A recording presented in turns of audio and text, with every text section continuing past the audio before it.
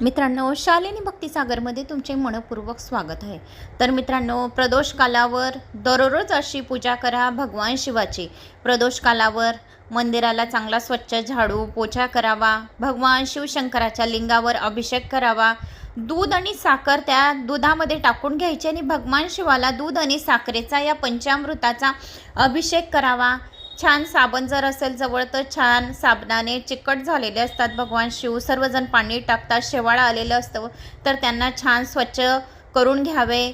जे भगवान शंकराची जी वर आपली जया विशेरा शामरीबाली देव देवतली 5 मुली आहेत तर ती घागर आपण भरतो तर तिला पण छान स्वच्छ करायची। त्या घागरीमध्ये एक बेलपत्र टाकायचं, आवळा टाकायचा, कमलगट्ट्याचा मणी असेल कमलगट्ट्याचा मणी टाकायचा, म्हणजे ते पुण्य आपल्याला ज्या काही वस्तू आपण टाकलेल्या असतात तर त्याचे पुण्य आपल्यालाच मिळते, सर्व दरिद्रतांचा नाश होतो। आणि भगवान शिवशंकरांना पंचफुलांचा अभिषेक करायचा, धोत्र्याचे फूल, कणेरचे फूल, गोकर्णाचे जे फूल असेल, पारिजातकचं फूल, शमीपत्र, झेंडूचे फूल, जास्वंदाचे फूल, यथाशक्ती जे फुलं असतील ते फुलं चढवायचे आणि छान काशी विश्वनाथ भगवानचं नामस्मरण करायचे आणि काशी विश्वनाथाच्या नावाने भगवान शिवशंकराला सर्व दूर हुबे चंदन लावायचे।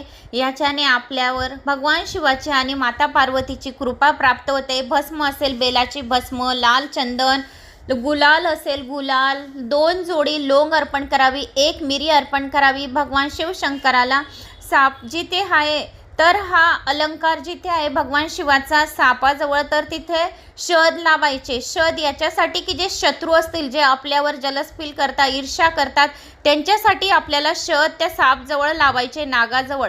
याच्याने सर्व काही रोग, अनिष्ट शक्ती, जे काही अनिष्ट शक्ती असेल तर ती अनिष्ट शक्ती सर्व काही निघून जाईल आणि भगवान शिवशंकराचा आशीर्वाद आपल्यावर प्राप्त होईल। आपल्या 71 पिढ्यांपर्यंत सुख समृद्धी शांती पैसा बरकती राहील।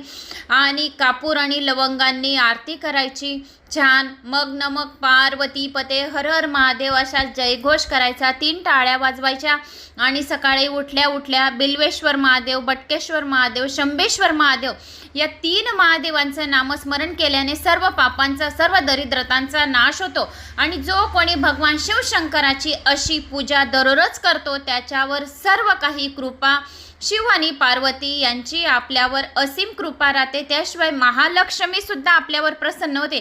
घरी येताना थोडं पाणी घेऊन यायचं, त्यानंतर 2-3 फुलं पण घेऊन यायची आणि आपल्या मुख्य दरवाजावर आजूबाजू 2 फुलं ठेवून घ्यायचे। दिवसभर चांगली शक्ती, चांगली पॉझिटिव्ह ऊर्जा आपल्या घरावर राहील। तर आवडल्यास लाईक शेअर सबस्क्राईब नक्की करा। जय श्री महाकाल।